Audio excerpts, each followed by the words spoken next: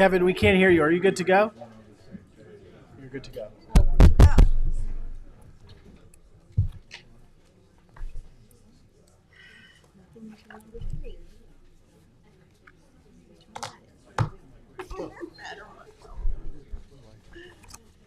Oh, there's Ed.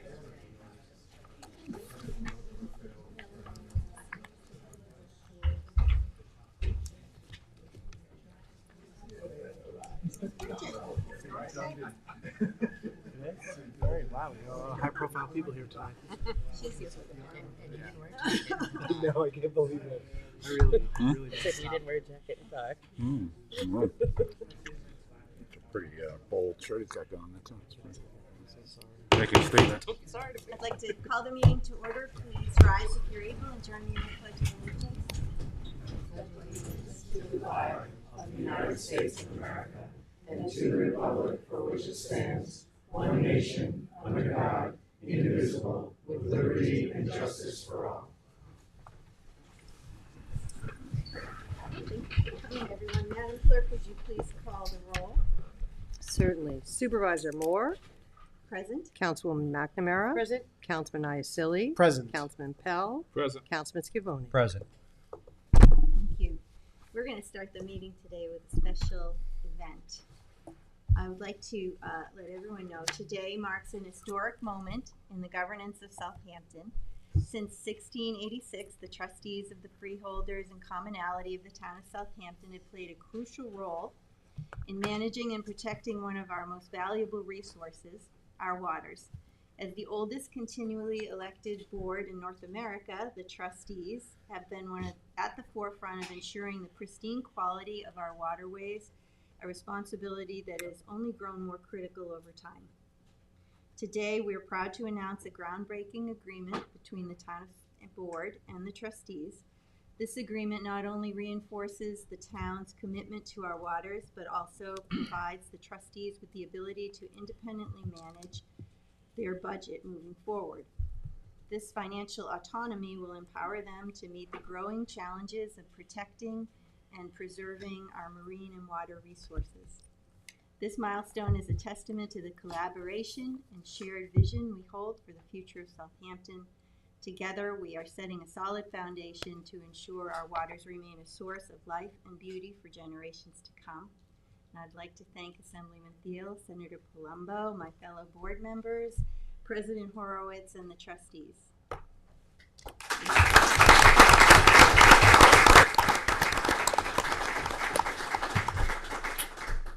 At this time, I would like to invite Scott, the president, Fred Hill, and Senator Paul, come on up.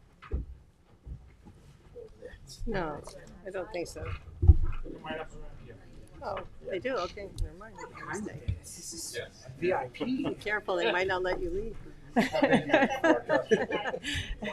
are all part of this. We should have a special pen.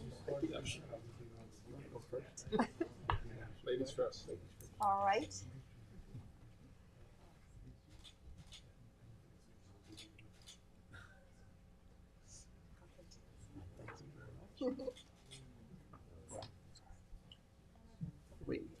Make sure you spell it right. We don't have all day.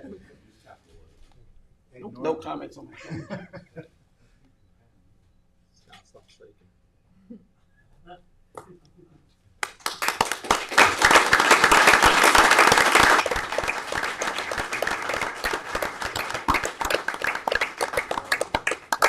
Are we okay for a picture, Been a long Colleen? time. Should we toss it around? Yeah, congratulations. Thank you. Thank you. I came in at the tail end. You know what I mean? This is hard work for you. I came on the tail on this side. I've only been there for 4 years. Want one more picture? Yeah. Get in here, Jim.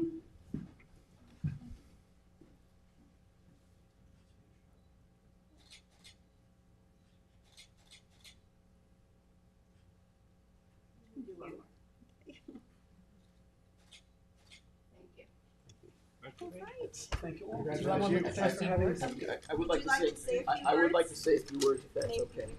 Want me to go over there? Or, Would you like me to go over there? I would just like to say a few words. I just want to say, After they're done, do you want to take a picture with their Yes, 2 boys. Oh, yeah, don't remind me. I'd like to Should've had a invite my special board to event. come up and Hey, Scott, if you get done speaking, we'd like to take a picture of both boards With together, all please. the I'd like to trustees, invite my yeah. board with me. I'd like to say thank you, first and foremost, to Fred Field, Sonny Fred Field. It's been a decade of the Times political football, but we were able to get this in Anthony Palumbo. I want to thank you very much for getting this through the legislature and to the governor for signing this. I want to thank the town board for the vision, and your words were spot on. And I thank you for that. And I want to thank my current trustee board, and I want to thank the trustee boards prior that also helped carry us to this day, because it's been a long time coming. I want to thank the comptroller's office of the town, and we had our own comptroller. I want to thank the town attorney's office as well, and we had special counsel here. Joseph Lombardo's here. We had other special counsel to guide us. I think this was a process of really good government, you know, a collaboration of all of these different levels of government coming together for the greater good.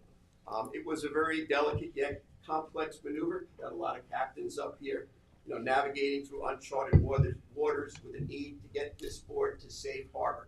Okay, that's what we did. The board weathered many storms over the centuries and even over the past decade that I've served here. And our experience clearly kept us striving for success regardless of how difficult it got. And everybody knows there was a lot of spirited debate, but you have to be fair and honest. There was also a lot of pizza and a lot of cake and cookies. And it was really good. I want to thank the public for their patience as well. It was a constant education process. After hundreds of years of this board struggling to provide what's so important for our quality of life, our economic engine to our town and the maritime heritage, we finally have this agreement and the tools and the stability and the transparency that we need to build on this framework of our town, this foundation for what I know will be a brighter future for the environment of our community and for the generations to come. And I just want to say it's a pleasure serving with you all. I'm proud to represent the freeholds and commonality of the town. Just want to shake all my board members' hands and say thank you very much. Edward, Joseph, pictures again? Is that what you want to do? And thank you, Thank you Scott. for bearing with me.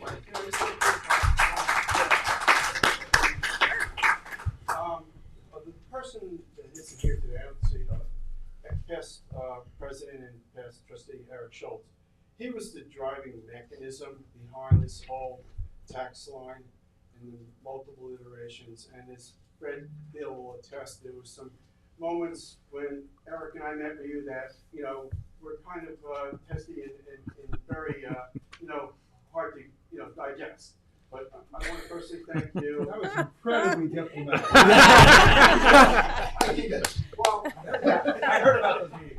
And Senator Bluntwell, and also, you know, Kenny LaValle, he was started it. And, you know, over the time, you know, the trustee board would be in good graces with the town board, and then the town board would get election cycle, and then there was friction. So I feel by this legislation, the way it was written and the way I hope it's going to work, that the friction and the politics are going to get put aside, and that we all have the same constituents in our town. So it's important for all of us to take the constituents first, not our pride and our elected positions. It's the constituents. So I want to thank you guys. And I just want to say, like, maybe if you started with the pizza and cake years ago, you'd have gotten further. Would have happened a Probably lot right. quicker, right? Probably right, but I think with the mutual respect of both boards, I think it will work out very smooth, you know, about as smooth as a gravy sandwich, so I think it'll be fine. So thank you very much.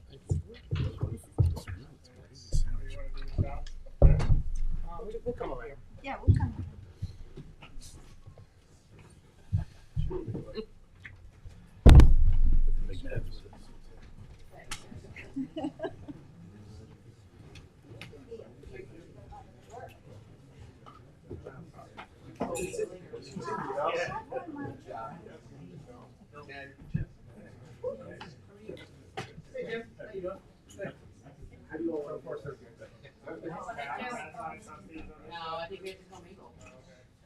I'm not kneeling in front, but I'll stand next to you. You want to stand here? You get flanked by the lady. We should switch it. We get flanked. Sorry, we did one. I thought maybe you wanted just because of the two boards. We said not running for re-election.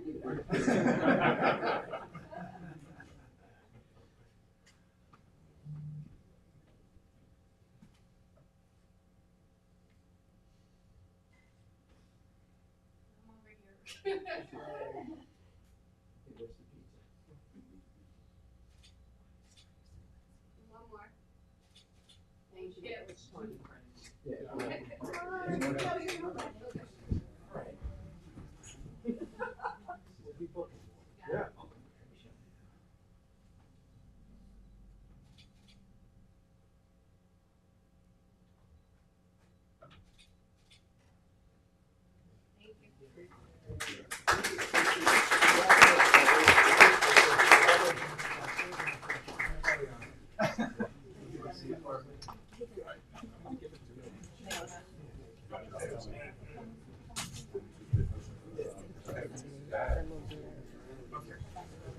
Okay, great. Thanks. Yes. Our work here is. Well, no, we could keep it for a few more things. Oh. No, you don't. We've all been there.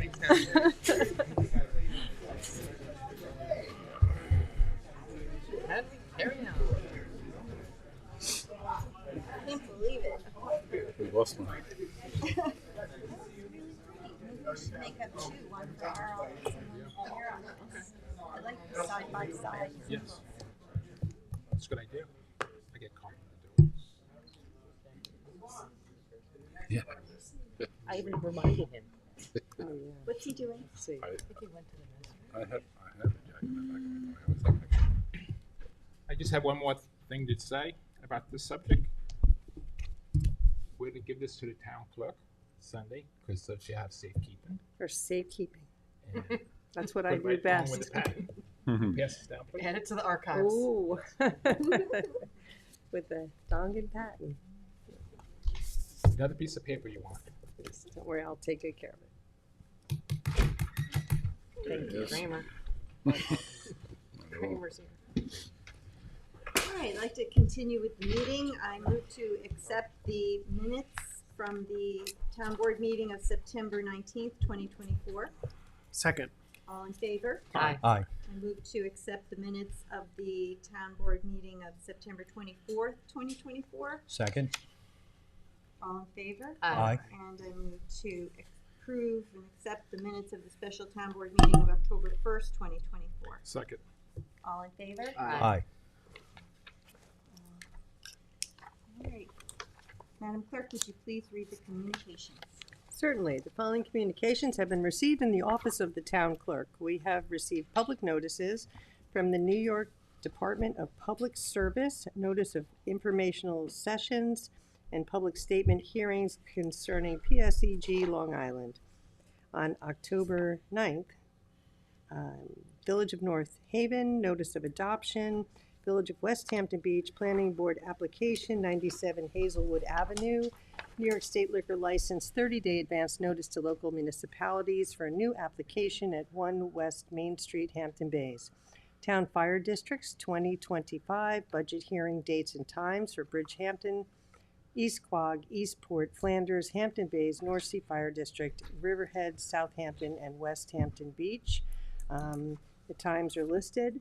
2025 proposed fire district budgets for the same entities, and correspondence, emails, and letters regarding the following. Elite Towers LP letter of interest for 62 Red Creek Road, Hampton Bays. Community Housing Fund acquisition of 99 Montauk Highway, Watermill. Ellis Squires House, Hampton Bays. Hampton Bays Pattern Book Update. And Shinnecock Nations Westwood Gas Station, Hampton Bays. The following report was filed by the Town Comptroller for September 2024 monthly financial reports. And that concludes the communications for this meeting's agenda. Thank you, Cindy. I have one walk-on, and that is the Town Board Resolution ID number 47703, which is the warrant number 19. To add to the agenda, I move to add it to the agenda. Second. All in favor? Aye. Okay, Madam Clerk, would you please read the notice for the first public hearing? Certainly. Public hearing number 1, to consider the acquisition of 6C Squires Pond Road in the hamlet of Hampton Bays and amend CPF project plan and CPF management and stewardship plan to include the property. Good afternoon, Madam Supervisor, Town Council members. I am here before you today for the first public hearing, which is 6C Squires Pond Road. So this is a property that CPF has been considering for quite some time, working with the Moeller family. So I just wanted to say a thank you to the Moeller family as well. You should have also received a letter dated October 3rd from the Moeller family that was circulated.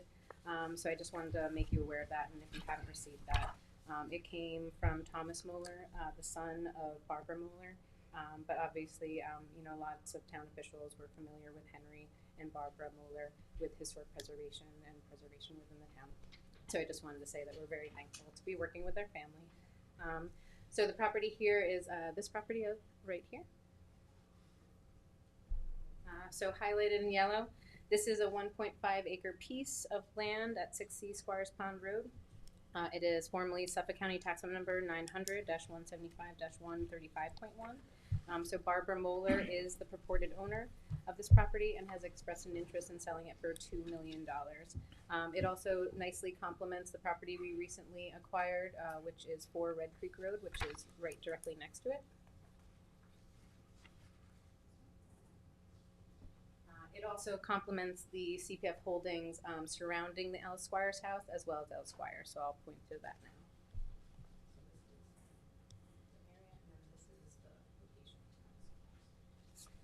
So this is also to be added into the CPF management plan. So in this area, we have a target area considered in category as open space greenbelt, Squires Pond target area. So we are also asking that this be the plan be amended to include that property under that designation.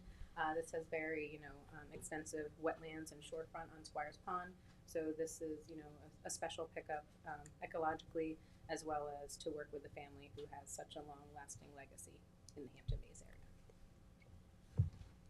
And if I could just say, Henry Moeller was the first town historian that I had the pleasure of working with and was instrumental in getting me started on the digitization of all of our town record books that are now up online. And he was wonderful, and he loved this town, he loved the history of this town, and he protected it like no other, I have to say. And we miss him very much. Agreed. And if you guys haven't received that letter too, I'll forward that letter, because the sentiments of their community engagement and historic preservation as well as preservation is well put in this letter from their son Thomas. So I'd be happy to circulate that to you guys again. Before he passed, I had several conversations with Mr. Muller on his property down there, and he expressed his desire to have his property go to the town in some way, shape, or form. It's absolutely gorgeous down there, and it's a nice piece to add on to contiguous pieces that we have next to it. So I'm happy that his wishes are being fulfilled, and it's working out for the people of the town and the people of Hampton Bays. What's the strip dividing the two pieces? I think it's actually either the old stream bed that kind of was the dividing lines between the properties. It doesn't obviously exactly follow that, but this is actually like an old filed map, this portion here. Mm-hmm. So I think that was the boundary that kind of followed, like, the geographic mapped area, but there's a nice little freshwater stream that comes into Squires Pond right there. So I believe that's probably why it was mapped, and that was kind of the designating boundary, was that stream. Okay, well, thank you. I don't have a card on this. Not signed. May I speak on this? Oh, he's counsel for the Moeller Sure. family. This is Mike Sinlinsky. Which one? Good afternoon, members of the board. Michael Sinlinsky, 860 Montauk Highway, Watermill, New York. It's pretty appropriate that the day that the trustees sign something historic in front of this board, the days we're discussing Mr. Moeller's property, and I will go back to when I first started as an assistant town attorney in the town. I was helping the somewhat new town clerk at the time with something, and was scolded vigorously by Mr. Mueller about how I handled a certain document in the town's archives, and well so. And I learned a tremendous amount from him at the time, and the changes that were made during his course as a town historian were, super vital. And when Councilman Pell handed handed the document today to Ms. Schermeyer, it even raised that even more. So this is a beautiful part of the Red Creek area, and it will serve the town well for generations, just like the Mueller family did. So thank you. Thank you. Thank you. Kevin, is there anyone on Zoom who'd like to be heard? Okay, well, if no one has any other questions for Jackie, then I move to close the public hearing. Second. All in favor? Aye. All right, Madam Clerk, would you please read the notice for the second public hearing? Certainly. Public hearing number 2, to consider the acquisition of 27 Tiana Circle in the hamlet of Hampton Bays and amend the CPF project plan and CPF management stewardship plan to include the property.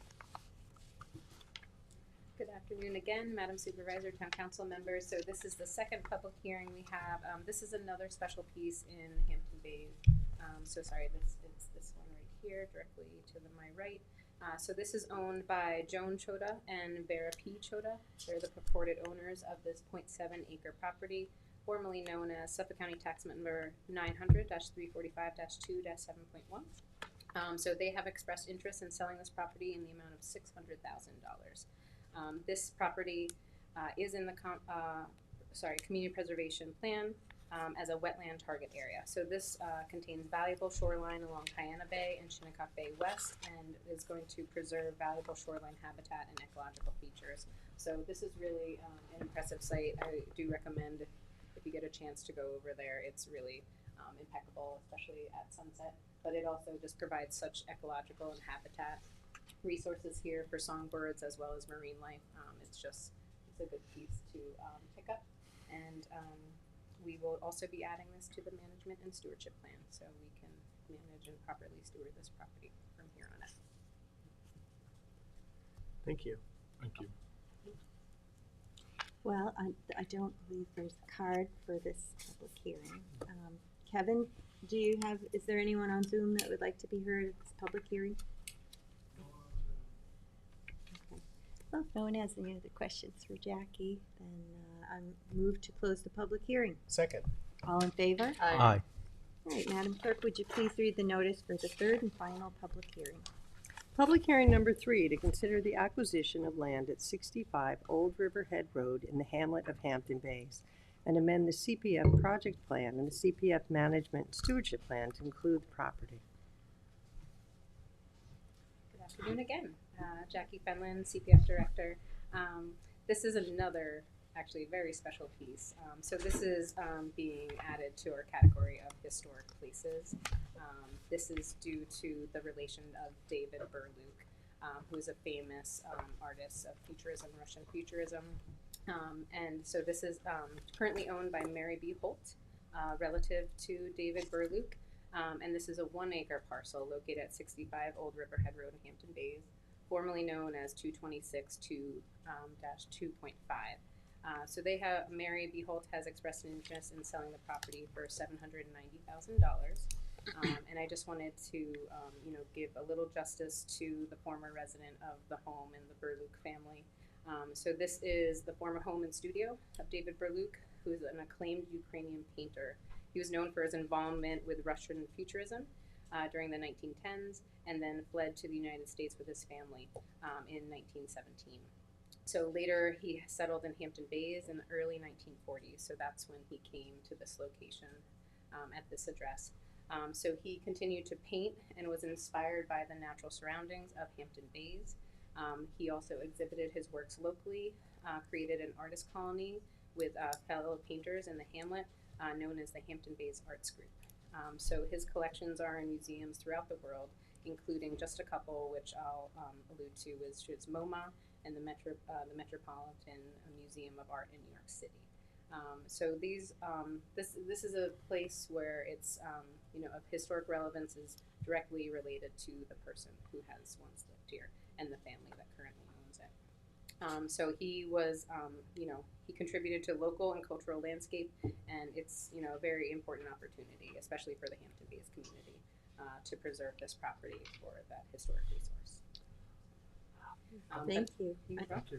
I noticed that Julie Green is here, our town I historian. was just gonna introduce her. Yeah. I just wanted to ask before, Julie, will there be a stewardship agreement? Yeah, so what's really nice with this one is that we reached out early on, and thanks to the Hampton Bays Historical Society for also making the connection.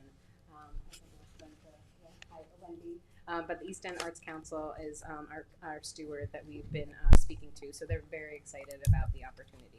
So after I think we hear from Julie Green, our town historian, I'd like to welcome Wendy Weissup, who's the director of the East End Arts Council. And also, I did not realize that my friend Ian is the grandson. He's very, very talented too. Maybe he would like to say something about his grandson. Absolutely. Well, it's a public hearing, so I'd love to hear from the family members as well. Yes. Yeah, so we also have Greg Giboli, sorry if I'm not pronouncing that correctly, but we've been negotiating with him for the property. So I'm sure the family would like to come up, and you know, we're happy to accomplish this. Thank you, Jackie. Thank you.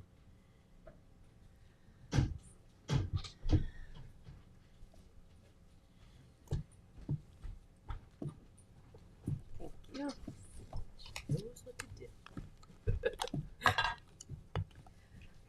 Good afternoon, Madam Supervisor, Town Council, Julie Green, Town Historian. So this is a wonderful property, and I kind of want to just speak to the localness of it. He's a renowned artist, as Jackie mentioned. He's in countless museums throughout the world, the MoMA, the Met. I wrote on this historic report that it's a draft. I've been talking with the Metropolitan Museum of Art. They have a few of his paintings that he did here in Hampton Bays are actually called named in Hampton Bays in 1945 and Hampton Bays in 1944, I believe.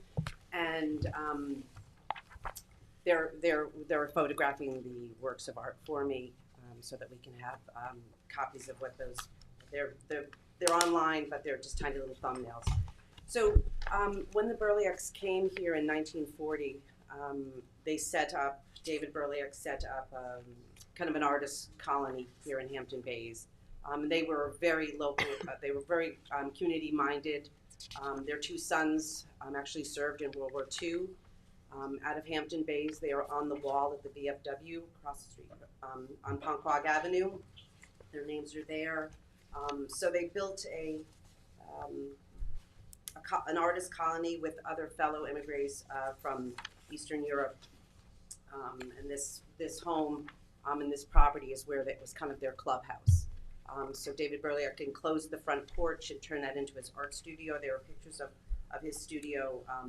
Sorry, I didn't number the pages, but they're in the back. You'll see some paintings. So I included a lot of his early paintings from the teens when he was living in Russia. The family fled during the Bolshevik Revolution in 1917. They made their way through Siberia.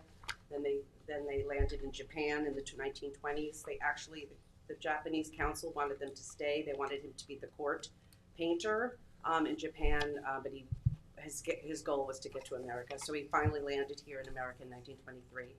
He was made a United States citizen in 1930, and he's got many awards posthumously after 1967 when he did pass away here, right here in Hampton Bays. So you can see some of his artwork that I included and his family photographs. And one really nice thing is when they first came in the 1940s, one of the first places after the war where they set up exhibits was at the Parish Hall of St. Mary's Episcopal Church on Ponquag Avenue in Hampton Bays. So they had numerous exhibits. I found a clipping for their second annual, so I think they had at least 8 annual exhibits there at Hampton Bays. They set up an art school. His younger son, Nicholas, was an artist as well, and he set up an art school in the 40s after they came back from the war. And his work is brilliant. He kind of runs the entire gamut of early 20th century painting and artwork. It's pretty kind of really interesting. And one of the paintings that's in the Metropolitan Museum of Art was painted in front of the canoe place when he's looking out over Shinnecock Bay, and I'd love to get an idea of what that painting looks like from 1940s, because it would be really interesting. It says that Hercules was to the side. This was the big statue that was given to Stony Brook that we no longer have. So I'd really like to see a big blown up image of that. And one last little local connection for a town property that we own is the Liaison Hat Shop, which is also in Hampton Bays next to the Prosper King House. Those are two town-owned properties that are stewarded by the Hampton Bays Historical Society. Walter King was the milliner of the Liaison Hat Shop. His son, Myron King, moved to Tennessee. They wintered in Tennessee, and Myron King set up the Liaison Galleries in Tennessee. In Nashville, and in 1961, just 6 years before Mr. Burliuk passed away, they went to Tennessee and they held an exhibit sponsored by the Liaison Galleries. So there's a full circle connection with Hampton Bays, the Burliuks, even going all the way to Tennessee to see the King family there. So thank you very much, and I really look forward to working with the East End Arts Council and a possible stewardship of this property. It's well worth it. Thank you, Julie, for providing that overview of the history. And I just want to say, I know how much work went into this between the arts advocates and CPF and the town historian. I know this has been sort of a long time coming, so I know there was a lot of work that went in. I also want to say this is a great testament to the lives and history of some of our Eastern European, Russian, and Ukrainian immigrants that live here in Southampton. There are quite a bit of folks who have history that goes back to Eastern Europe and Russian and Ukraine. So I think it's very timely given what's going on in the world. Right. So it's a really great effort. Absolutely. It's a nice time, the period of time at this moment where everybody knows what Ukraine is, to know that this is, an artist from that homeland. Yeah. And I also wanted to say that, in some of the other, in East Hampton, there's like artist colonies that we all know about, but David Burliuk, he was exhibited at the Guild Hall with Pollock. I mean, they were all friends. They all hung out together. So it's nice to have this artist colony that nobody really knew about right here in Hampton Bays, in the town of Southampton, and that we can support this and keep his memory alive and his legacy here in Hampton Bays. Thank you. Thank you. Thank you. It's exciting. Wendy,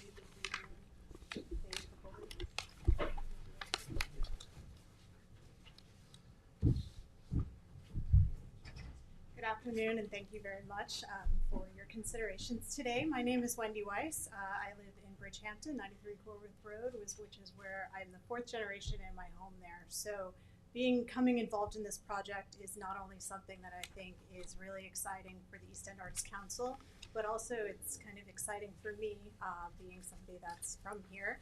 And now that I am back home, looking to really preserve what we have here on the East End, it's very special.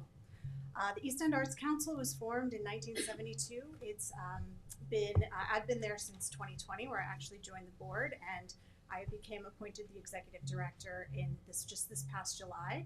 So I went from being on the boards to being a part-time employee to growing into the creative director role to now being in the executive director role. I became involved with this discussion about the Burliuk House from the very beginning when we were first connected. And since I've been in the ED role, I've really just gotten so excited and so involved with it. East End Arts is really the only regional arts council here on the East End, and it got kind of pigeonholed into the Riverhead area for a very long time. And since I've been involved over the last 4 years, we've really expanded our reach. So we are now building this community that is well outside of Riverhead, including a lot of South Fork artists, a lot of North Fork artists. We actually have a lot of artists in our members circle that also have our own permanent collection at the same places that Julie mentioned, and have really good connections with the Nassau County Museum of Art and other big institutions that believe in what we have to offer and will be very advantageous in pushing this project forward by taking stewardship. I'm most excited to work closely with the Burliuk family so that we can make sure that we are really putting that, like Julie said, putting this artist colony into a spotlight that people didn't know existed before, because East Hampton got all of the attention, which we're kind of used to, but and really showing what the Hampton Bays area, what the Southampton town area has in the history of the arts here. So I want to make sure that David's legacy is really uplifted, and that future generations of artists out here on the East End are inspired and can learn from that history and can come together because of this project. Is the studio intact now, or is that if not, is that something that would be recreated? Yes, my understanding is that there will be some renovations necessary on the house. I have been there, of course. There is the house itself, and there are 3 outbuildings, which you can see in the map here. All of the outbuildings are actually, when I saw them, were full of art, and all of the art was in great shape. So I'm going to assume that they're in pretty good condition, all things considered. I think Greg will be able to answer more specifics about the property itself and the state that it currently is in. But it's very inhabitable at this time. It's just not modernized. Okay, thank you. Thank you. Wendy, I just want to also mention and publicly appreciate all the work that East End Arts does. You mentioned expanding beyond the current reach. I know you've been doing a lot of work with our Southampton Town Youth Bureau, and Yes. I just want to just extend the town board's thanks to you and East End Arts for partnering with the Youth Bureau on all these wonderful functions, from Hampton's Got Talent to Battle of the Bands. All of that work is so greatly appreciated. Oh, thank you for that. They've been a pleasure to work with. Anything that we can do to put kids in the spotlight is always something that really drives us forward. So thank you for them. Thanks to them for being a part of it as well. Yep. Okay, thank you. Well, I do have 3 cards. The first one is Greg. Greg, how do you pronounce your last name? It's Jabak. It's a French Canadian. Thank you. All right, good afternoon, Madam Supervisors, councilors, members of the public. My name is Greg Javug, and I'm Mary Berlug's stepson and her power of attorney. Mary is the owner of 65 Old Riverhead Road and David Berlug's granddaughter. I'd like just to take a moment to express the family's sincere gratitude to the town of Southampton for considering this property for preservation, and really the overwhelming local and international support for this project. Today is the culmination of years of effort by the family, some here today, including Ian Berlug, and those watching online, many Canadians. Watching over the house and protecting and promoting David's legacy. And more recently, the coming together of community partners, the CPF, Jackie, Julie, Dan, they've all been excellent to work with over the last year. East End Arts, starting with Diane Burke, now Wendy Weiss, and board members, and the Hampton Bays Historical Society, Brenda Sinclair. With your support, we look forward to working with the community to continue working with the community to make the Berlug home a truly remarkable place where new artists can be inspired and grow, just as they did years ago under David's encouragement and friendship. Thank you very much. Thank you. Thank you. It's worth knowing we did get letters from pretty much all over the world in support of this. So Yes. Yes, that was amazing. It really was. even Japan. Yep. Yeah, he's quite famous there actually. During his 2 years that he spent in Japan, he painted for the emperor and for many others. And his works are in a number of institutions. So, yeah, thank you very much. Thank you. Ian Berliak.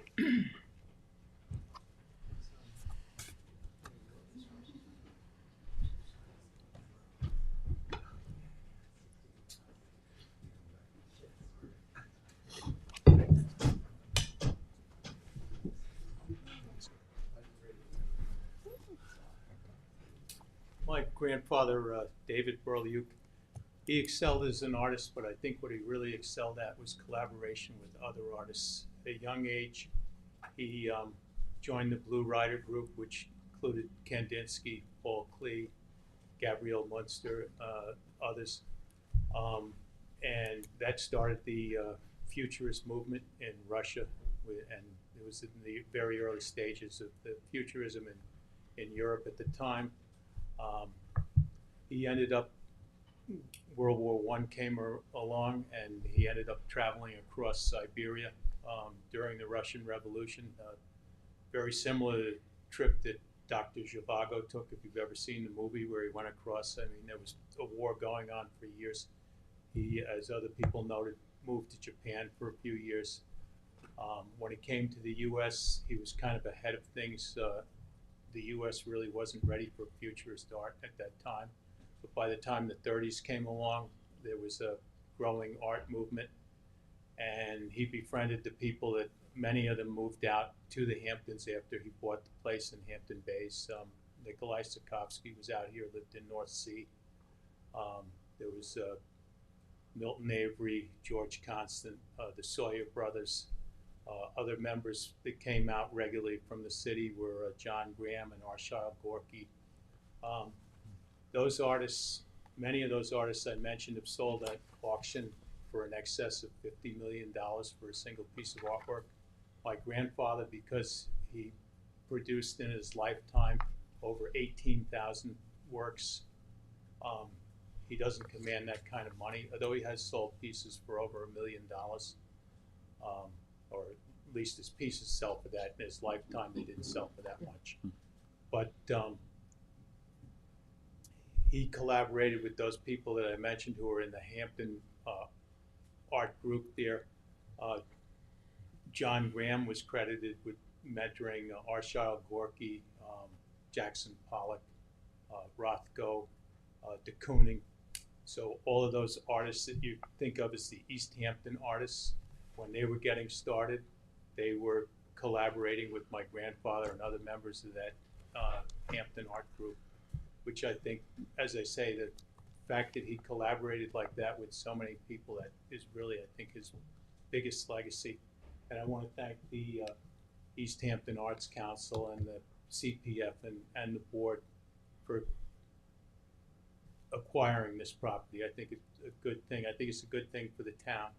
And the last thing I want to add is, living out here in the town, I'm always amazed at the number of people who come up to me and they find out I'm related to the artist, and they say, oh, you know, my parents bought a painting from him when he had the gallery on Squiretown Road, and, you know, is it worth anything, or we have this, or, oh, you know, we've got a Moses Sawyer, you know, what do you know about Moses Sawyer, or this or that.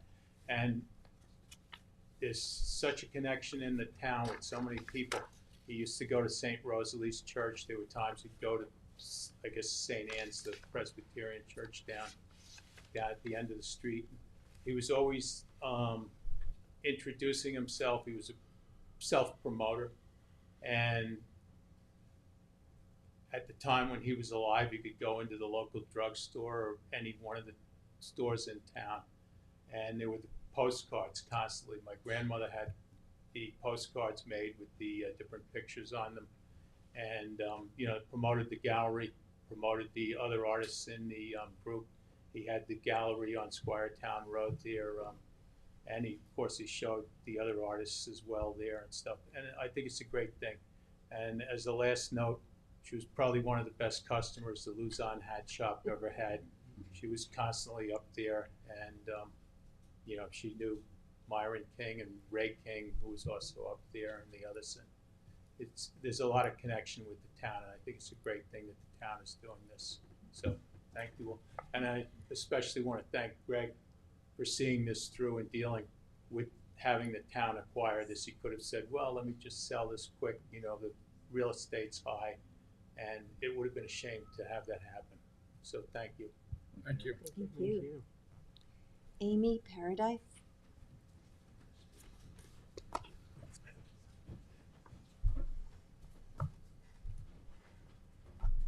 Amy Paradise. Hello. I just thought I'd add some local color. Across the street and down the way a little bit from the Berwood property lived James and Marie Edwards. Marie Zerny Edwards was a displaced gauche from, it's hard to describe it, it's kind of Croatia, Serbia, that area. It's all been redone now. They were friends with the Berluks. We have a Christmas card that Mr. Berluk made and sent, and they used to visit with each other. And they may possibly have inspired their daughter, who became in her. We have a great painting that she made of the farm. It backs up to what's now the Good Ground Park. The two houses are still there. The little one in front was made from chicken coops. That's where they lived at the end of their life. So it's just, it was fascinating to see this pop up, and yeah, real local connections. It's terrific that it's getting saved so quickly. How fast did you do this? Remember that thought. Thank you. Thank you. Kevin, is there anyone on Zoom who'd like to be heard?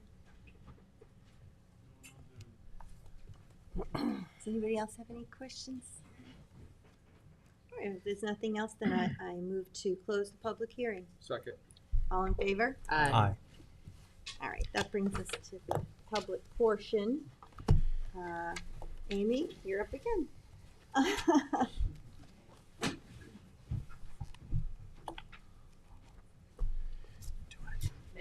Board, yes. Amy Paradise. I sent you all a letter. I drove by the Ellis Squires house. It has been vandalized. The windows are boarded up. $1 million was voted for its restoration last year. I was here at the meeting when that was done. Stop sitting on your hands and get the building taken care of. It deserves it. It's a national landmark. You're preserving all this property around Squires Pond, which came with that house originally, and they separated out 3 acres. I've been writing to the town now for, I think, 13 years about this property. When we first wrote, it was like, oh, it'll cost $300,000 to fix it up. Look where we are now. Please stop. You did the Methodist Point property like that. You've done the Berluke house like that.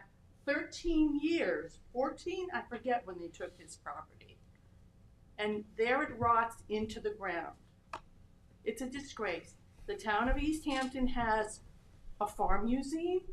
Riverhead has the Halleck House Farm. This is a circa 1800 building of a founding member of the community. I said we could illustrate our maritime history.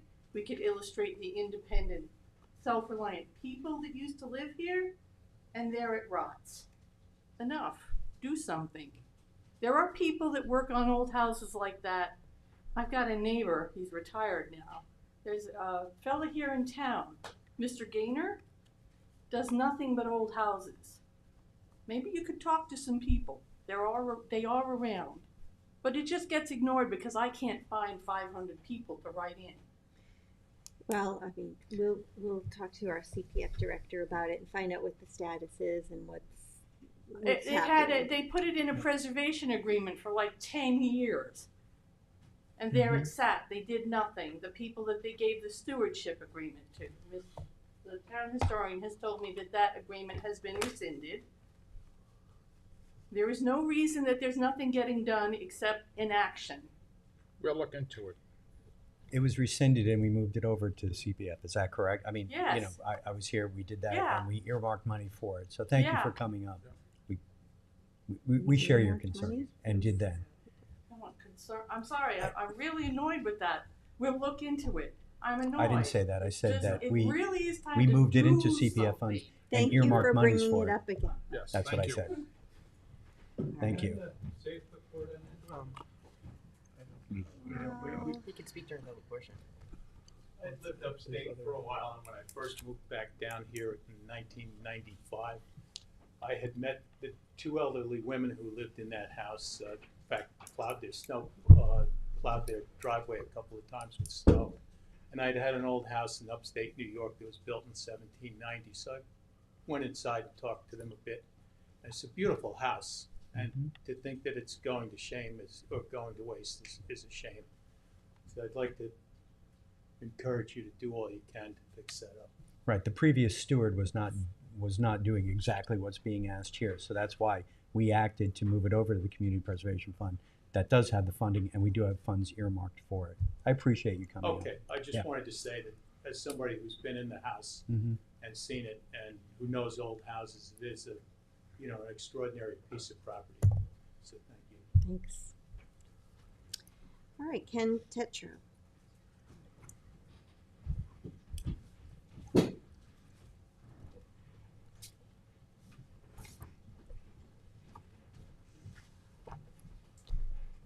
Hi, Kim Tetro, Cornell Cooperative Extension. Excuse my appearance, I'm coming from my penultimate Tiana Tuesday workout where the town gave us one of the most outstanding oyster gardening annexes 15 years ago in this room. And it's a workout, but it's a great, great project. And while I'm standing up here, I thank Southampton for allowing the town to have a real flagship program for the SPAT program, which is going into my 25th year with Cornell on community oyster gardening. I'm here today to just lend support to Mauritius Bay project that was at a meeting recently, and I think there was a misunderstanding with their organization and our partnership with Cornell. I've been working with Mauritius Bay Project for 12 years in very similar things to what I do at Cornell, which is community restoration, shellfish, water quality, all the nice things that we want in our town. And Mauritius Bay has been a great partner and a wonderful addition to the mission of what we're trying to do in our collective towns. I'm just here to support the fact and open up to the board that I'm here for any kind of questions if they come up about Mauritius Bay. They are independent, they're their own 501c3. But we do have an excellent working relationship, and I think there was a misunderstanding with some members with it. Cornell Cooperative Extension's a big organization. Communication is often not fully understood. So I think this project caught a lot of folks off guard within the Marine program. But I'm here to just kind of put any fires that might be raging out there and lend my support. Well, that's good to have that clarification.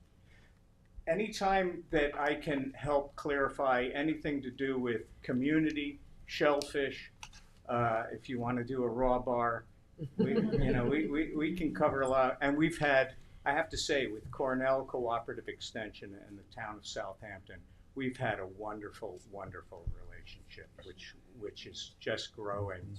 And the buzz is in the air about how important and where all these connections lie. So I'm here to help if you ever need anything on my end.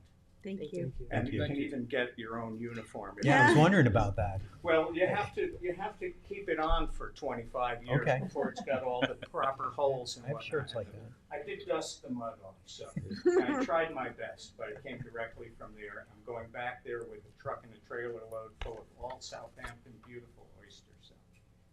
And we can have a member program. 10 years now. Mm-hmm. She can vouch for us. Thank you. Thanks for coming up and saying so. And I know, Aram, you're here on the same matter. Thank you, Madam Supervisor, members of the town board, Aram Terchuni in West Hampton Beach, on behalf of the Mauritius Bay Project. I mean, it's tough to follow Kim because he's just the real deal. He's helped us tremendously get our program from 10,000 oysters in year one to over 700,000 oysters in this past year. And with the assistance of the town board and the Rainer Fish Shack project, we hope to push that over 1 million. And that's pretty impressive. I have some materials I'd just like to hand up to the board that provide some clarification of the different budget items, which we have reduced, and also some roles of the various people within the program. Thank you. Aram. Yep. Aram. Oh, all of them. Okay. Get them all. Yes, thank you.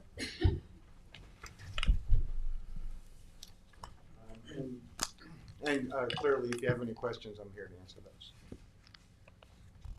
Thank you. Thank you.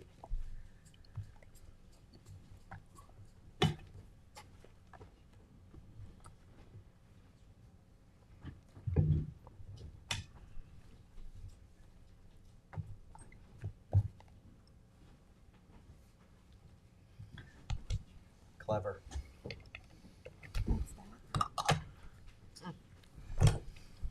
Okay.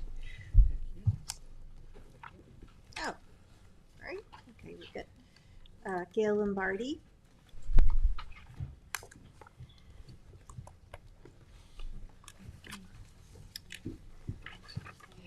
Thank you, Gail. Board member, thank you so much for making the Okay, to be clear, I'm speaking on my own behalf. I don't know if Michael Wright's still here, but I'm speaking on my own behalf and not as a member of any association. I want to echo Amy Paradise's comments, though. You know, we had the same thing with the former chamber building.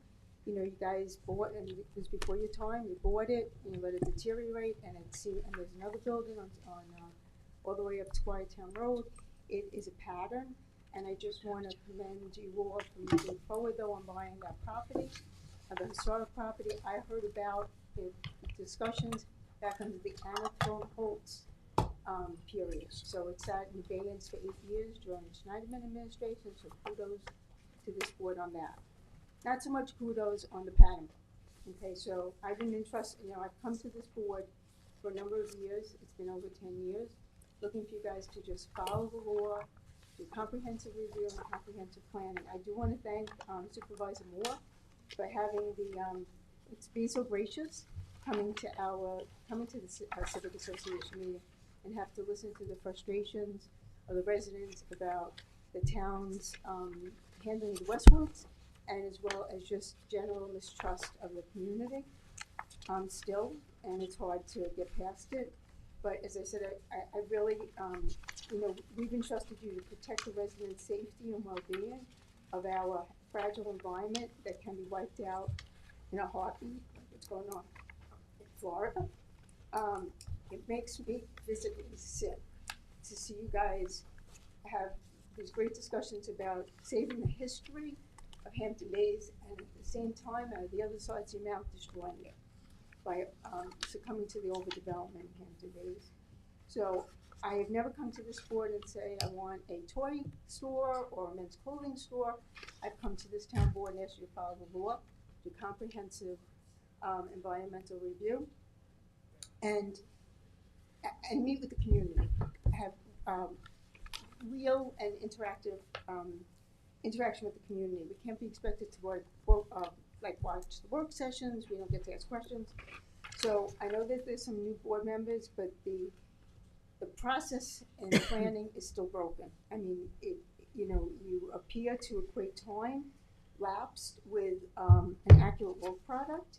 As the saying goes, you can do things over and over again. You can't do things right the first time, so you have to do it over and over and over again and spend more time doing it, and I'll equate that to the pattern book.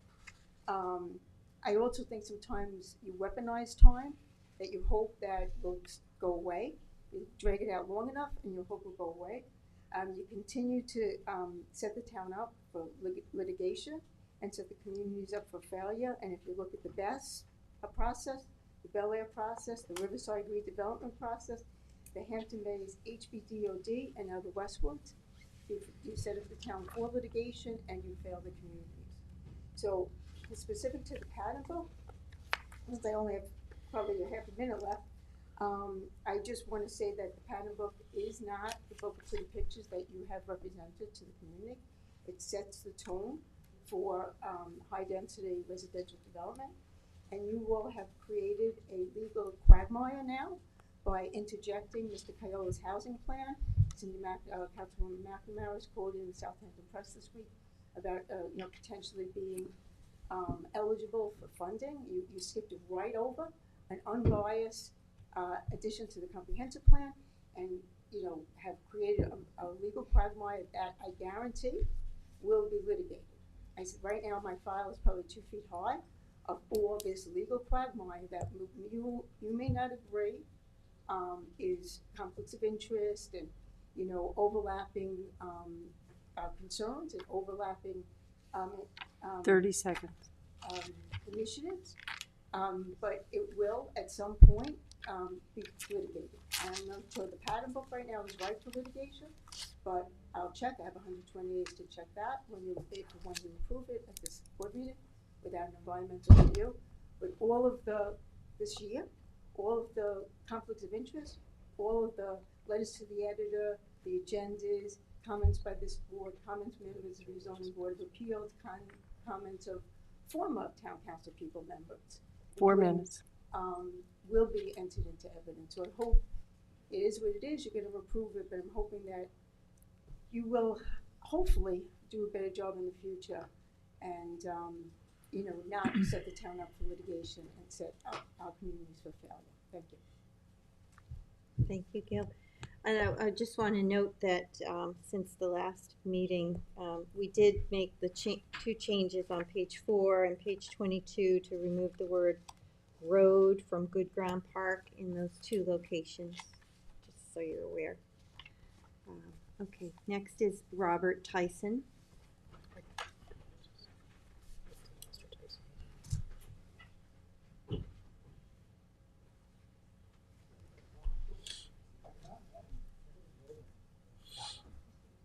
A lot of great things happened today. I really enjoyed today. I think that the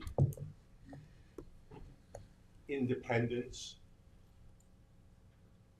excuse me, I've gained weight since the last time I was here. The independence of the trustees, and that they have the ability now to, excuse me,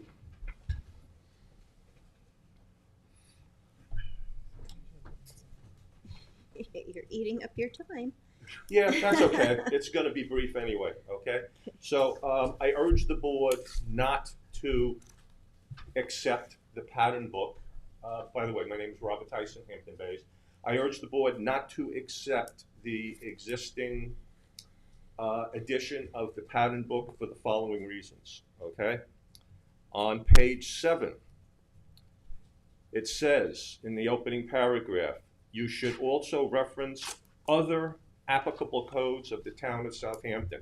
Now, the word other means being or designated the remaining one of 2 or more.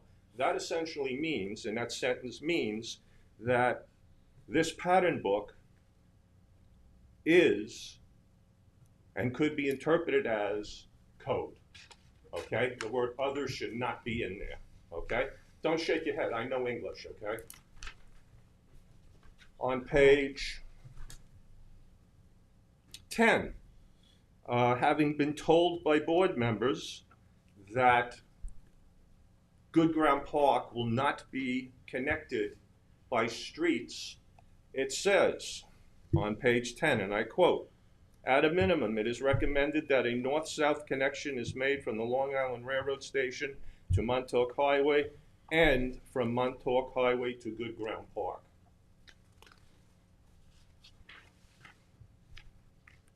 On page 52, architectural styles. It lists 4 styles, that each of the 4 styles is already present in Hampton Bays and would be appropriate for future development. One of those is maritime mercantile. Following that line on page 66, where it describes maritime mercantile, it says, they range in size from only 1 store, 1 story, small shops of individual merchants, all the way to a 3- and 4-story tall buildings. That seems to indicate that if someone wanted to go with the design of maritime mercantile, that they could design a building of 3 and 4 stories. 30 seconds. That's it on the patent book. I urge you to at least review it and make it what it is being advertised as what it is, as a architectural book, not a 3 minutes. companion to the town code, okay? And in closing, I reviewed the September 30th BEPS meeting. I thought it was loaded with very interesting information. My one comment is that Supervisor Moore you were at a point in the meeting asking about if a 300-foot boundary would be adequate, and you were interrupted by a staff member and talked over and 4 been minutes. told that it was already all this work has been done, okay, and that we shouldn't bother looking at that anymore, okay? I think that you should be entitled to finish your thought and not have staff interrupt you. Thank you. All right, Linda Wells.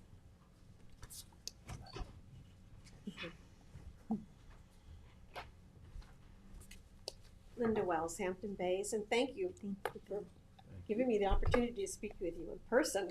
I'm very happy to do it. I do also urge you to take all the time you need, even if it means taking a little more time, to really review the whole pattern book again, to be sure that there's nothing else in there that indicates that this is more than an architectural design guideline. Very important, because in the future, you know, unintended consequences, you get things that if you don't take enough time to really study it, you might find that you don't like. The only other point I have is that the first thing I always look at when I'm looking at something that's happening in the town is the resolution or the ordinance, because that's an official record that you can always find online. And I find that in reviewing this one, that for the adoption of the pattern book, that it had a lot of language from the last corridor study that might not relate to architectural design. It does talk about a new North Main Street in your ordinance. And I think this ordinance can get where, or resolution can get where it needs to go ultimately without that language, which may cause some confusion about what this architectural design is all about.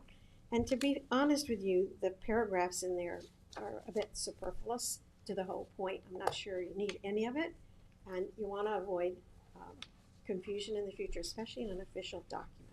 So as much attention should be paid to the resolutions as to the documents that they're approving. Thank you. Thank you. Thank you. Kevin, is there anyone on Zoom that wishes to be heard in public portion? Yes, there is.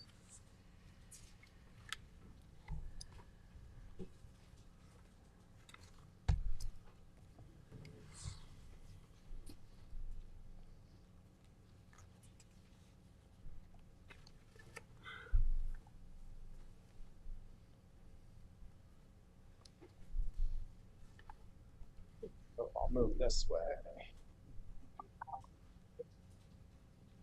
Hello. Hello. Can you hear me? Yep. Okay. Good afternoon to the board. My name is John Leonard. I am a resident and business owner in Hampton Bays, and I am the president of the Hampton Bays Alliance. I am here to speak about the board's adoption of the pattern book. I think that we've had a number of very productive hearings with regard to the pattern book. We all acknowledge that it is a aspirational document to be made an amendment to the comprehensive plan.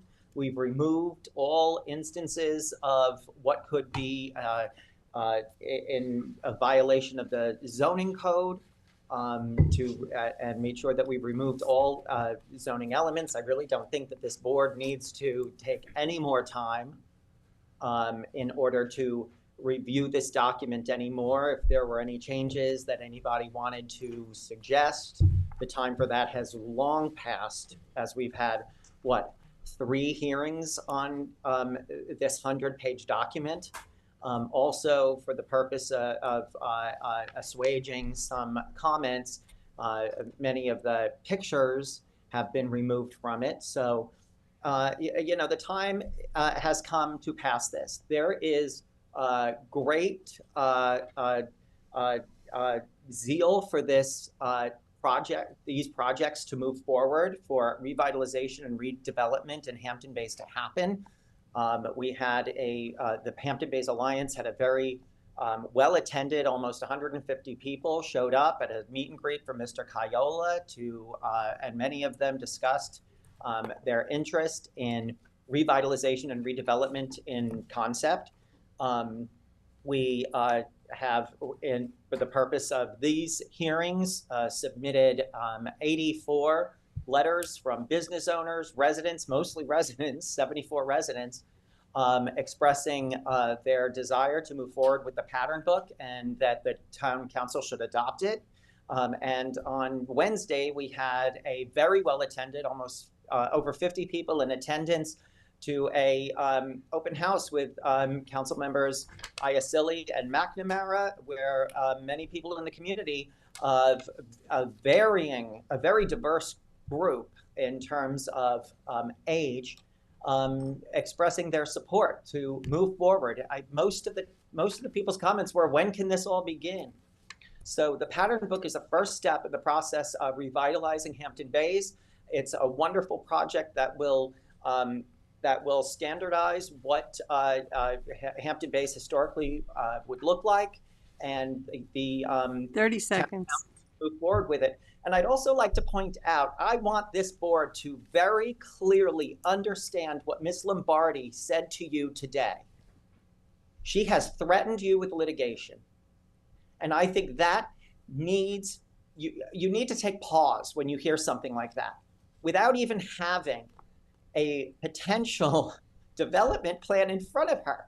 She says that she has a huge stack of documents that are all going to become exhibits. 3 minutes. Heed. This board needs to take heed and to steel itself. There are those in our community who would use such bullying tactics in order to stop things that they don't want to see happen. Do not let that happen to you. We put you in office for reasons. And those reasons are that we want you to make reasonable, rational judgments and to take action where necessary. And this is something that you should be taking action on. And I really don't think that this board should be, should cower to the likes of someone coming before you and threatening litigation when there's nothing even in front of them. Thank you. Thank you. Sorry, I'm just getting a clarification. Kevin, is there anyone else on Zoom that wishes to be heard? That's it. That's it. Okay. I'm sorry. What, did you want to hand something up? Sure. Please.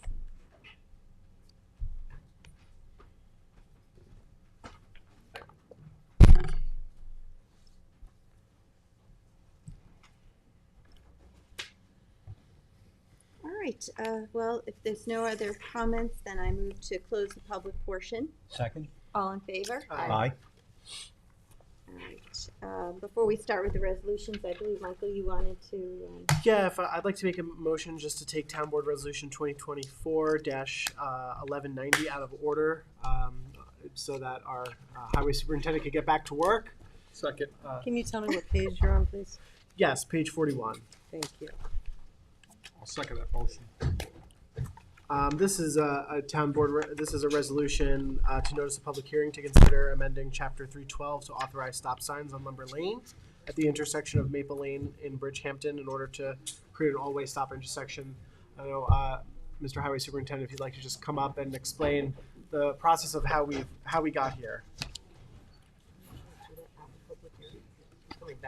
Yeah, I just want to make sure he explains it just for the public.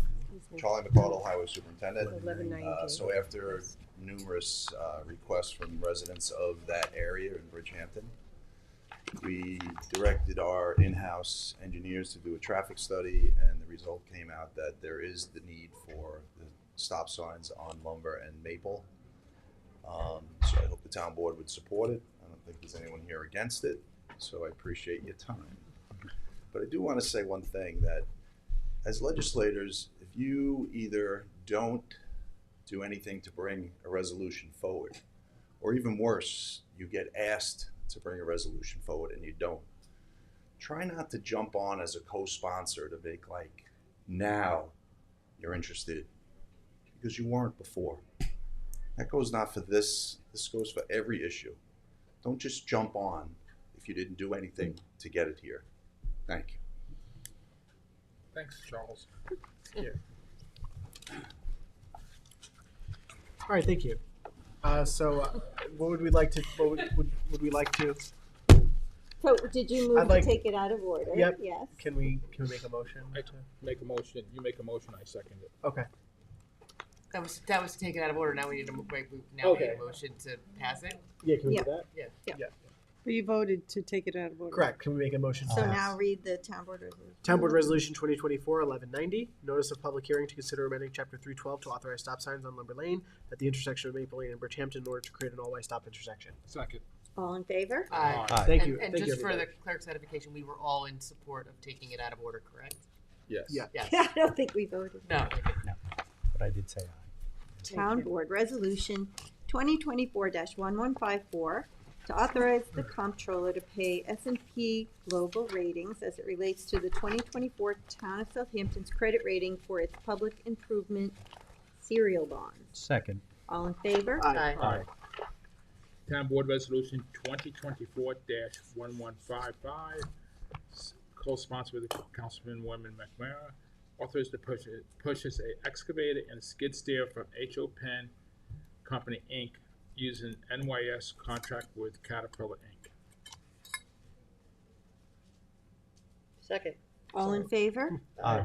Town Board Resolution 2024-1156, co-sponsored by Council Members Scavone and Pell, to authorize the supervisor to execute a contract amendment with L.K. McLean Associates Engineering and Surveying, DPC, to provide professional services for Riverside Maritime Park, accessible kayak launch, and fishing pier in Riverside. Second. All in favor? Aye. Town Board Resolution 1157 of 2024, co-sponsored with Councilmember Uselli, to authorize the supervisor to issue a satisfaction of a buyer benefit note and mortgage on a community benefit unit. Second. All in favor? Aye. Town Board Resolution 2024-1158, co-sponsored with Council Members Scavone and Iacilli, to authorize the supervisor to sign a contract with Nelson and Pope for professional services related to solar photovoltaic installation at Town Hall. Second. All in favor? Aye. Town Board Resolution 2024-1159, to authorize the rental of equipment from the Suffolk County contract for construction equipment and dredging services with H&L Contracting LLC. Second. All in favor? Aye.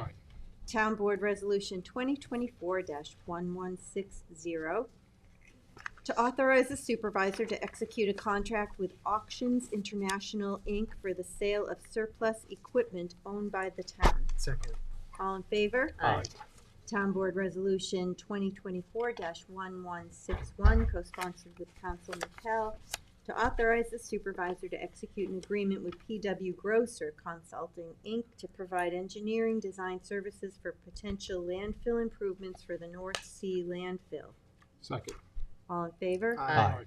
Town Board Resolution 2024-1162, to authorize the supervisor to sign a contract with Johnson Controls Security Solutions for alarm system monitoring and maintenance at David Crohan Community Center located at 655 Flanders Road, Flanders, New York. Second. All in favor? Aye. Town Board Resolution 2024-1163, to authorize the supervisor to sign a contract with Johnson Controls Security Solutions for alarm system monitoring and maintenance at the Barkus House CPF office located at 24 West Montauk Highway, Hampton Bays. Second. All in favor? Aye. Aye. Town Board Resolution 1164 of 2024, co-sponsored Councilmember Uselli, to authorize the supervisor to sign a no-cost contract extension for the Reeves Bay Catwalk and Barn Restoration with Chesterfield Associates Incorporated. Second. All in favor? Aye. Town Board Resolution 2024-1165, to authorize the supervisor to sign an agreement with Briscoe Protective LLC for the Schaffner House located at 1061 Bridgehampton, Sag Harbor Turnpike, New York. Second. All in favor? Aye. Town Board Resolution 2024-1166, to authorize the supervisor to sign an agreement with the Long Island Council on Alcoholism and Drug Dependence, Inc. to provide an employee assistance program and sexual harassment training. Second. All in favor? Aye. Town Board Resolution 1167 of 2024, authorizing the supervisor to sign an amendment to the Youth Bureau contract for basketball clinics. Second. All in favor? Aye. Town Board Resolution 1168 of 2024. This is to recall and amend Resolution 2024-886 to authorize the supervisor to sign a contract with Citizen Science Learning Incorporated to obtain weekly samples from freshwater bodies throughout the Adopt a Pond program to monitor harmful algal blooms and perform seasonal analysis for nitrogen and phosphorus compounds. Second. All in favor? Aye. Town Board Resolution 2024-1169. To recall and amend Town Board Resolution 2024-1006, authorized purchase of a drop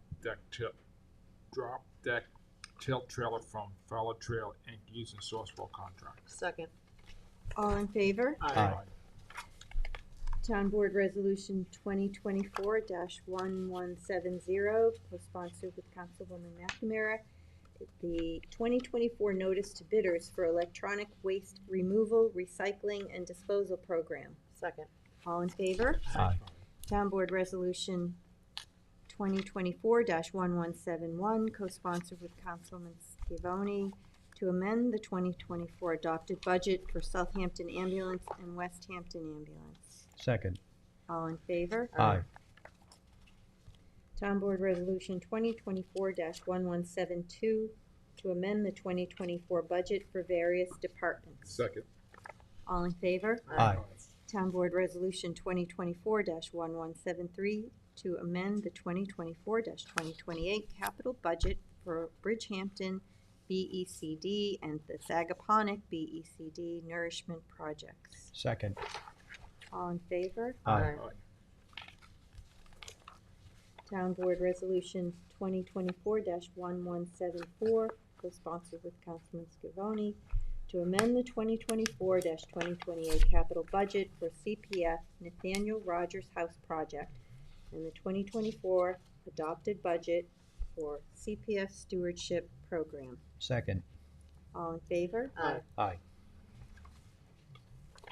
Town Board Resolution 2024-1175, to reappoint Alan Piliero to the Board of Assessment Review.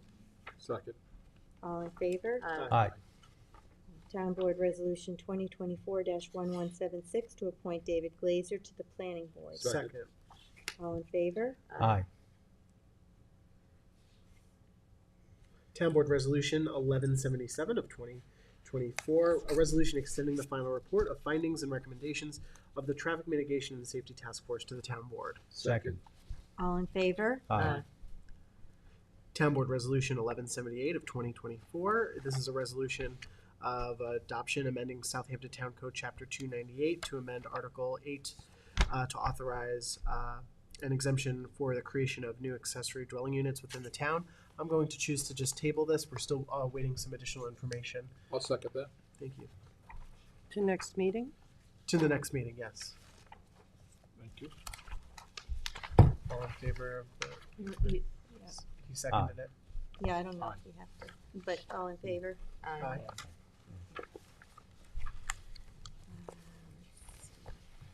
Get a motion in a second. Okay, Town Board Resolution 1179 of 2024. This is a resolution to adopt the amendment of Town Code 330-10B, Section 8, to correct what's typographical error, in the table of use regulation that relates to schools for intellectually disabled. I would like to withdraw this and then renotice it for a public hearing with the correct title. There are four, it's co-sponsored by the entire board, so we would all have to agree to that. But that's what I would like to do as lead sponsor. I'm fine. Everybody good? Yeah, Yes. second. Okay, so withdraw. All in favor of doing that, yes. Aye, and it stays in our code for another. Yeah, I mean, I don't think it's necessary, but. Well, we would know, like to... We did get advice from council that we should do it just to make sure. Mm-hmm. It's not a typographical error, but we'll fix it. It's okay.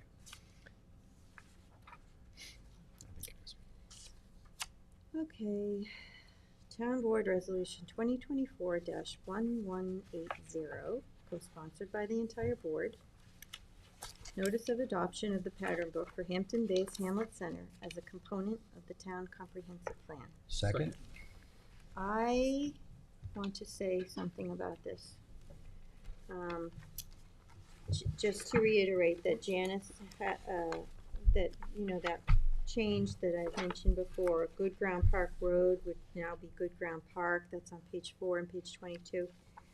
But in light of the comment that we received, I took another look at the language in the resolution, and I would like to adopt this today, but I would like to make one change to the second paragraph of the legislative intent. And that is where it does, in the second paragraph, it does reference that creation of a new North Main Street and access into Good Ground Park, and I don't think that we should affirmatively be stating that, so I'm requesting that we amend the resolution to eliminate after the word promotes. I'm sorry, can you tell me which paragraph? Yeah, the second paragraph of the legislative intent, so it would read, the adopted strategic corridor plan promotes, and then go to a compact walkable environment, and then continue from there. I'll second your motion. Can I just make a point before we do that? Yeah. It says that the adopted strategic corridor plan promotes that, and it does. That's what was written in that corridor plan. That's not this plan. Right, but I just don't see the point of reiterating it here in connection with adopting the pattern book. It's almost like you're reinforcing it. And that was the corridor study, but this is a whole new thing, and I just think people would be more comfortable. Do we if have they just another made that one issue here where we change. can't change this because we had a public hearing and the legislative You need intent to is now speak to the changing? attorney. Hey, Jim. Do we have to notice another public hearing to do that? No, this is not. It's the legislative intent. Right, it's not- it's not in the title. That was the biggest issue with the attorneys in my office and myself about the other Fine with previous it, I'm just resolution, so. Asking. You need 5 Okay. days notice of a change on the town board. Why do you need a Town change? board It- needs I'm not sure. It does a memo from the town attorney's office, and the change has to be on the town board's desk for No, 5 days, I believe. And in the legislative It's just intent, the legislative in that, intent. We're Jim, not- if I could, in that particular paragraph, it does refer to what the supervisor is saying, but then it goes on to say to develop an environment that's that promotes walkability, and I Right, think and I that's would like clearly what we're trying Yeah. to do is to Right. make a walkable environment with the park, connecting it with the rest of That's Hampton what I Bays. would like to do, keep the Yeah. walkability portion, but take out the into Good Ground Park. It's because it makes it seem like the road is going into the Well- park. I don't think it's a big deal To to, walk into the park. I think the question was cars going into the park, which that is valid. Or path, make it a path for walking. I'm concerned that if we do change the legislative intent, It's and going to on be the used as floor- fodder to sue us. You're right, and We've already been, we were just threatened with a lawsuit, and now we're talking about changing the legislative intent and adopt a resolution. I think it's fine, because I think as it's written, it denotes that it's from that other plan. It's not this plan is not saying, you know what I mean? It says the strategic corridor plan promotes the creation of a new, which is stated in that plan, not this one. got it. promote a compact. I know, I just don't want to. I know, walkable I'm environment. just saying that, why are we reiterating that here when that's not the intent of the pattern book? And if this was, And we went out of our way to take out all those photographs so it wouldn't indicate that we were having a road go into the park. and I agree with you, and any other circumstance, I would say yes, had we not been threatened with litigation 5 minutes ago. I almost feel like it's more litigation that would come if we didn't take it out. Yeah, would like to I hear mean, I don't think From the attorney. the litigation was, you're talking about the patent book itself.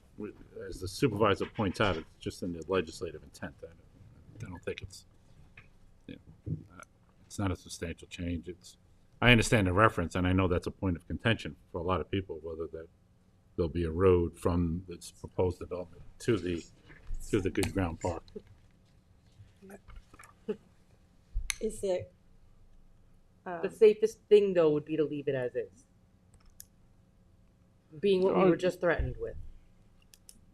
And We're somebody is just talking, putting a Kathleen list came together. in, I agree. please step up. Belt We and were just suspenders, talking sure. about- There was some discussion at the public not at the public hearing, but in the public comment portion about some language in the legislative intent that's in the resolution for the adoption of the pattern book. So I thought just to keep everybody on an even keel, we might want to rethink just that one portion of a sentence, but if that's So, problematic. according to municipal home rule law, when you're adopting a local law, it must be in its final form on the legislators' desks for 7 days, excluding Sundays and holidays. So typically, I like to have at least 10 days built in there to be on the safe side. But legally, you really should have it in its final form for 7 days before you adopt or make changes. But can I just ask a question? I mean, the legislative intent contains language. I believe the idea of access to good ground is sort of on the periphery of what the actual pattern book is trying to achieve, which is much more holistic in terms of the revitalization and providing guidance in terms of that revitalization. This particular language change, in my opinion, that the supervisor is requesting doesn't really change the adoption of the pattern book, which is, I think, a much more macro encapsulation of revitalization, a guide toward revitalization for the Hampton Bays Sure. downtown. No, I appreciate. Isn't I appreciate that. Isn't there something that says if it's not a significant change, then you don't need to? If it's not substantive, Like a Scrivener's error. Yeah, if it's not substantive. In my experience, we've always characterized non-substantive as Scrivener's errors. Because you want to give your colleagues the opportunity to be able to speak about and vote on exactly what is going to be adopted. And you have to, the law asks you to give them that time frame in order to do that. Well, let me ask you one more thing then. Is the legislative intent in any way binding on the result? So could somebody say, well, it was in the legislative intent, so now you really should have the road entered, driving into the park? So I don't have it in front of me. Sometimes the legislative intent is actually published. I don't know if it's underlined in this scenario. If it's not underlined,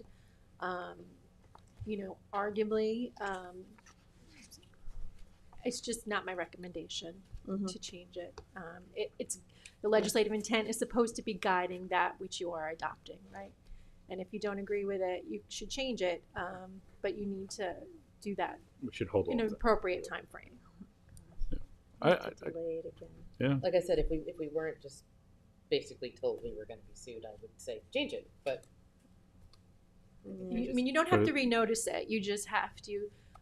You might recall. Oftentimes, I will circulate a memo, and you will see in my cover page on the memo exactly what the change is, and then that just has to be laid on your desks for 7 days, and then you can adopt the very next opportunity to do so. So I'm not sure if there's other time frames that are pressing in terms of adopting this, but if there's an opportunity to do it a little more thoroughly and accurately, I would recommend that. I think we have. We've been working on this and making changes for what seems like weeks, through the summer, and now, it's October, and I think we are okay here. I would favor passing it the way I would as well. it stands. I think we've made substantial changes to the pattern book itself through the process. And, I have a feeling if we change this, someone's going to come to the next meeting and say they don't like this or that or the other thing. And it's just, we're going down this line of, like I said, as legislators, it's our duty to basically say, are we okay with the pattern book? Are we okay with its intent? If we are, then I think we should move forward. Yeah, and I think we're good with the pattern book itself. This was just this language in the resolution that's providing for its adoption that was a little problematic for me in terms of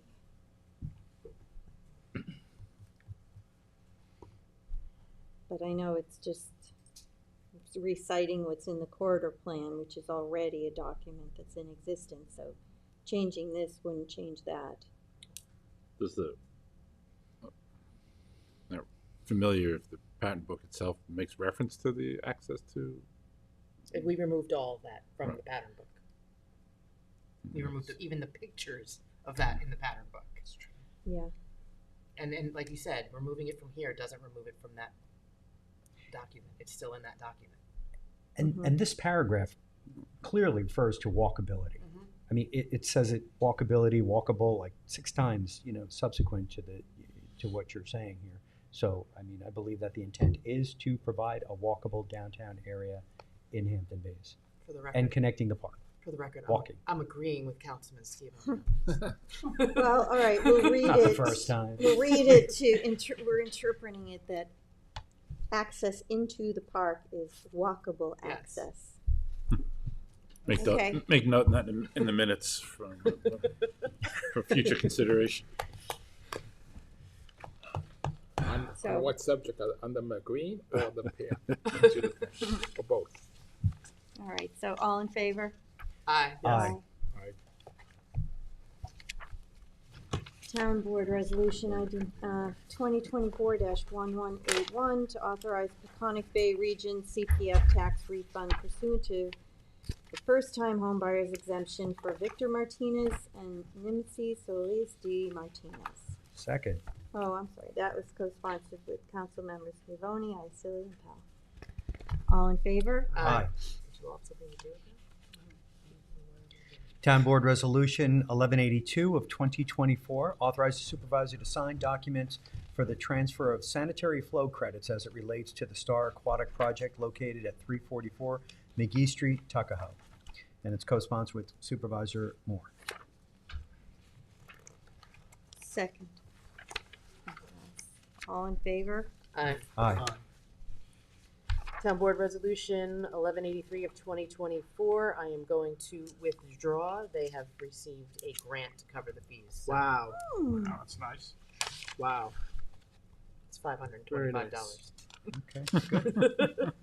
It's not that exciting. Oh.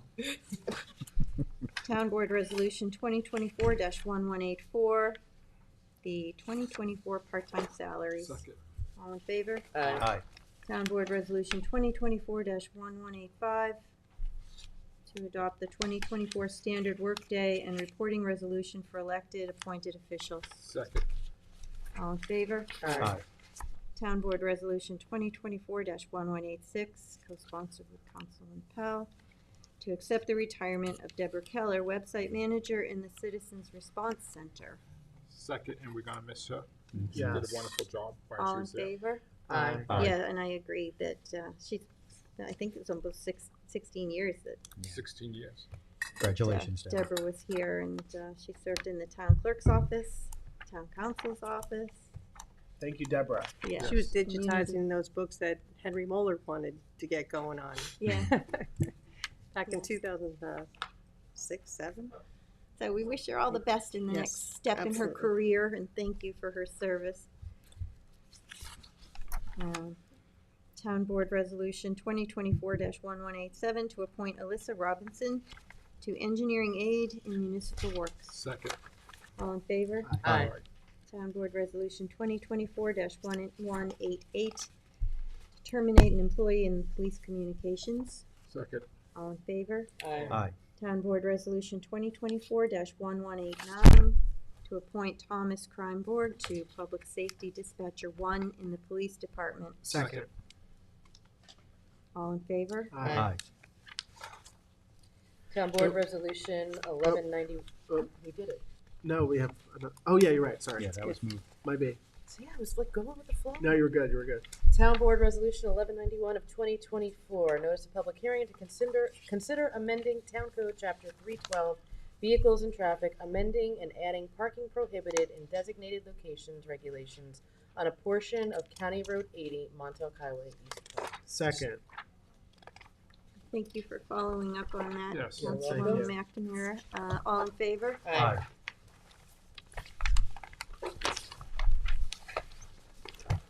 And then the walk-on is Town Board Resolution ID number 47703 to accept the warrant number 19. Second. All in favor? Aye. All right, well, now, no one else has anything else I'd like to Executive session. discussion. I'd like to, I move to adjourn into executive session for confidential legal advice and then to close. Second. All in favor? Aye. Okay.